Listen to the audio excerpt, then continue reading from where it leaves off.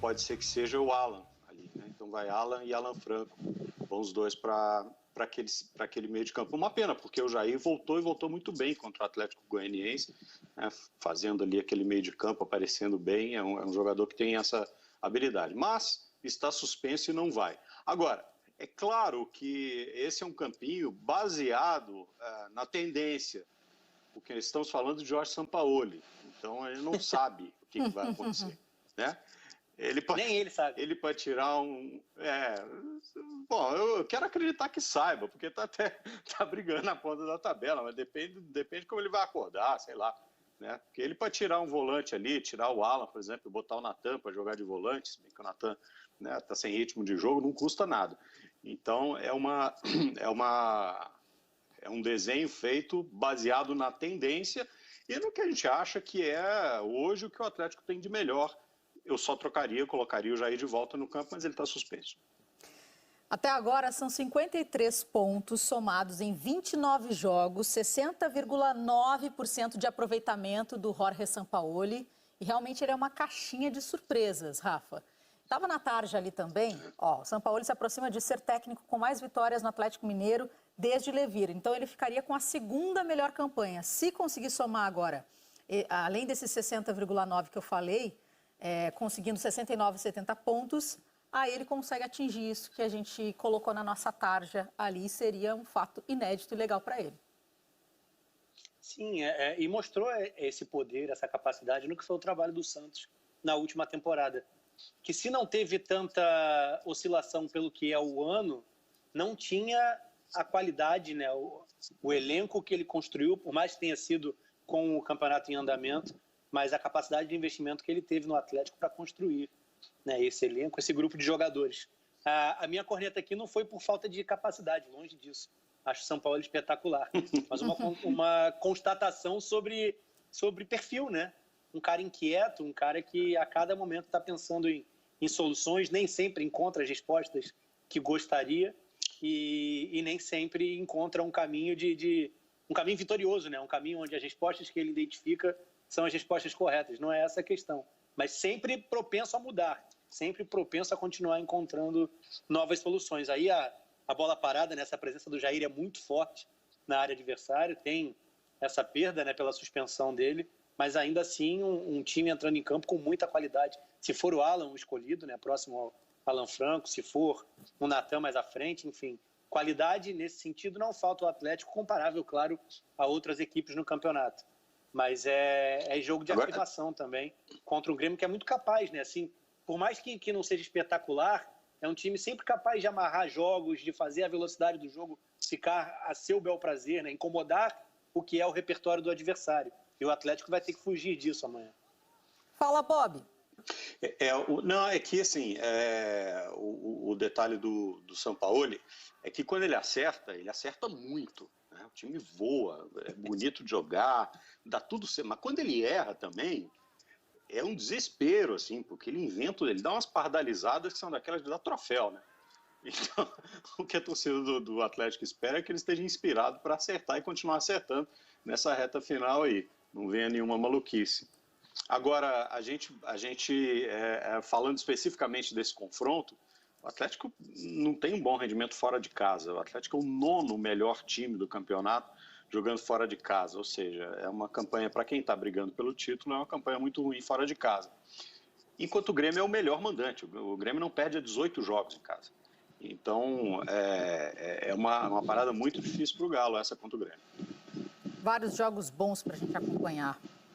Assim que a gente gosta, né, Rafa Rezende, Bob? Olha só, a gente tem também aqui a trajetória do Galo nessa reta final do Campeonato Brasileiro. Vamos dar uma olhada nessa lista de jogos que tem pela frente? O Grêmio, portanto, fora de casa, como já bem disse o Bob. Quantos jogos sem perder em casa, Bob, que você falou? 18 jogos. 18 é muita coisa. Então agora vai encarar. E são 14 vitórias. 14 vitórias e 4 empates. Bem imponente. Realmente o Grêmio em Porto Alegre. Depois tem o Vasco fora de casa também, o Atlético Mineiro. Enfrenta depois o Santos em casa, Fortaleza em casa, Goiás fora de casa, Fluminense também fora. Bahia depois em casa, em Minas Gerais, Sport fora e E para fechar aí essa lista, o Palmeiras em casa. Rafa, um pitaquinho aí sobre essa trajetória. O que eu citava de trajetória mais acessível, né? Passa pelo que o Bob falou, uma afirmação em jogos fora de casa, né? O modelo se mantém, mas a segurança não, passa muito até pela forma como o adversário encara os jogos como mandante. Pode não tentar rivalizar em posse, em predominância dentro do jogo, mas é mais agressivo, né, para incomodar o Atlético. E geralmente jogando com a linha alta, com os zagueiros um pouco mais lentos, o Atlético tem sofrido, principalmente nesses jogos fora de casa. Tem que mudar esse quadro para atacar a reta final do campeonato. Mas para mim é quem menos tem adversários pesados, né? A gente está falando desse jogo muito complicado contra o Grêmio, fora de casa, e um confronto de última rodada em que a gente não sabe bem qual será a perspectiva do Palmeiras, né, dentro da competição, por tudo que se avizinha, né? Os 2 jogos de Copa do Brasil, uma possibilidade de título de Libertadores, uma disputa talvez de Mundial, e aí como vai ser esse Palmeiras de 38ª rodada, né? A gente não tem muita noção. Então eu acho que essa sequência é muito boa para que o Atlético retome, né, esse viés de alta, esse momento de vitórias para se assumir como protagonista, né? Era a expectativa que eu tinha pelos descansos de meio de semana, né? Por mais que seja um campeonato diferente, era um Atlético jogando menos do que os outros. E isso acabou não sendo a vantagem que eu imaginava que seria até aqui no Brasileirão. Talvez aconteça nessa reta final. Eu também. Vamos colocar agora... ficou 16 dias sem jogar e quando voltou não mostrou nada de novo. Inclusive perdeu. Né? Estava praticando basicamente um Kenoball ali. Era a bola esticada pelo lado esquerdo, o Keno vai no 1 contra 1 para tentar resolver uma jogada. O que mostrou, e se mostrou completamente diferente contra o Atlético Goianiense, mostrou aquele time do primeiro turno. Ou seja, faz a gente pensar que o repertório está lá. Os caras sabem o que fazer, as músicas estão ensaiadas. Então, por que estão tocando só 3? Toca 50, que sabe, entendeu? E aí precisa saber se o Atlético vai conseguir... Mas vamos lá falar de Grêmio agora, botar a provável escalação do Madrugada Grêmio. É uma criança, querido. Hã? Madrugada é uma criança. Ah, gente, madrugada é uma criança, mas eu sou uma criança que preciso dormir. Então, eu sou um bebê que precisa Cadê dormir. o Marco, que sempre cobra a gente pelo Hora 1, pra gente ir até o Hora 1? Verdade, né? Ou entregar para o Sport TV Ano News, novo, vida velha. Olha aí. Vanderlei no gol, Vitor Ferraz, Rodrigues e Kahneman, Diego Barbosa ali pela esquerda, Lucas Silva, Darlan, ou também tem a possibilidade de ser o Matheus Henrique ou o Maicon, o Alisson, Jean-Pierre, PP e o Diego Souza mais à frente, né? E de olho no Grenal, o Grêmio tem a dupla de zaga titular pendurada e também mais 4 ainda. Então, o total, Vanderlei, Jeromel, Kahneman, Matheus Henrique, Darlan e Robinho, tem 2 cartões amarelos e podem ficar fora do clássico de domingo. Não adianta, não tem como não pensar no Grenal, que já está logo ali batendo na porta, Rafa. Será que pensando nisso vem o Maicon, então, no titular? Já que já está vindo o Rodrigues, né? O Jeromel Sim. não vem para o jogo, mas nessa dúvida no meio-campo, Darlan e Matheus Henrique estão pendurados. Exato. Maicon é que a questão do Maicon tem muito a ver com como ele sustenta os 90 minutos, né? Um jogadoraço, muda ritmo de jogo. Isso, sim. Ele condiciona ritmo de jogo quando está em campo e está bem, mas desde o início pode sentir, sim, o andamento do jogo, né? E não ter o mesmo desempenho, a mesma entrega. Mas é um jogo importante, tanto o Grenal quanto esse jogo contra o Atlético Mineiro, Bob. Mesmo sendo pequena a chance de ser campeão do Campeonato Brasileiro, segundo o Tristão Garcia, o matemático, né? Matemática, 4% de chances.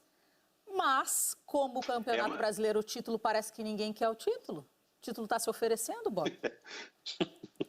Parece que está quente, né? Está difícil de segurar e agarrar, né? Mas olha aqui, é porque você sabe muito bem, você sabe tanto quanto todos nós, que onde tem essa bipolaridade, assim, os clássicos, eles são quase tão importantes quanto o resultado da temporada. Às vezes o time fez uma péssima temporada, mas ganhou os 2 clássicos que teve no ano. Então tá beleza. Então, né, vamos seguir para o ano que vem. Então esses clássicos, eles são não só pontos de virada no roteiro dos times durante a temporada, mas eles têm um valor muito grande para a rivalidade local, nesse sentido de, às vezes, valer mais do que uma conquista de vaga ou uma conquista de campeonato. Basicamente, é dizer, ninguém quer perder clássico. Assim. Perde a liderança do campeonato, perde a vaga na Libertadores, mas não perde o clássico. Lá no Rio Grande do Sul, é verdade, isso faz total sentido. É a narrativa do ano inteiro. É assim na Bahia, assim em Minas, é assim em Belém, é assim... Rivalidade, né, onde gente? tem... Rivalidade sadia. Isso aí. E o Grêmio renovou com o Pedro Jeromel até o final de 2022, só para a gente também registrar. E agora a gente mostra a lista dos próximos jogos do Grêmio, porque não tem jeito, tem que ficar de olho em tudo que tem pela frente nessa reta final do Campeonato Brasileiro. Olho na tela. Atlético Mineiro em casa, portanto em Porto Alegre, onde manda e desmanda, se dá bem, 14 vitórias em 18 jogos, como já disse o Bob. Inter fora de casa, portanto no Beira-Rio, em Porto Alegre, mas no Beira-Rio. Flamengo depois em casa, tem o Coritiba fora de casa, o Santos em casa, Botafogo fora de casa, São Paulo em casa, Atlético Paranaense em casa e Bragantino fora de casa. Esses 3 primeiros jogos aí pode definir o caminho do Grêmio agora nessa busca pelo título, Rafa. Até porque a gente está falando de uma sequência onde vai equilibrar com os 2 jogos decisivos, né, de Copa do Brasil. Isso tem um peso grande, maior para o Palmeiras, é óbvio, mas dentro ali do princípio de fevereiro também para o Grêmio. Então, esses confrontos, que são confrontos diretos, né, na parte de cima da tabela, são bem emblemáticos. Acessíveis, assim, indiscutíveis, né, para o Grêmio. Nessa reta final, Coritiba e Botafogo. São 2 jogos fora de casa, né? Que demandam um pouco mais de desgaste, enfim, para se afirmar e buscar resultado. Mas todos os outros jogos têm uma característica de dificuldade, né? O próprio Bragantino, mesmo falando de última rodada, a gente está falando de um time em alta e que o objetivo é muito mais de afirmação do que posição A ou B dentro do campeonato. O Atlético sempre chato, jogando em casa. Um Santos que, por mais que esteja envolvido em reta final de Libertadores, consegue, já vai estar um pouco mais à frente, consegue ser competitivo dentro do Brasileirão. É uma trajetória, uma caminhada bem complicada para o Grêmio. Ainda mais por esse equilíbrio com Copa do Brasil. Então, é difícil de imaginar brigando em cima. Mas como você disse, os 3 próximos jogos são determinantes no que vai ser o objetivo do Grêmio até o fim do Brasileiro. Agora a gente fala do são duelo. 4 postulantes ao título. Oi? Desculpa, são 4 Bob. postulantes ao título. São 4 postulantes ao título nessa jornada aí do Grêmio, mas não se sabe se no momento em que pegá-los, esses times ainda vão estar na briga pelo título. Então, a história não está escrita, esse é que é legal.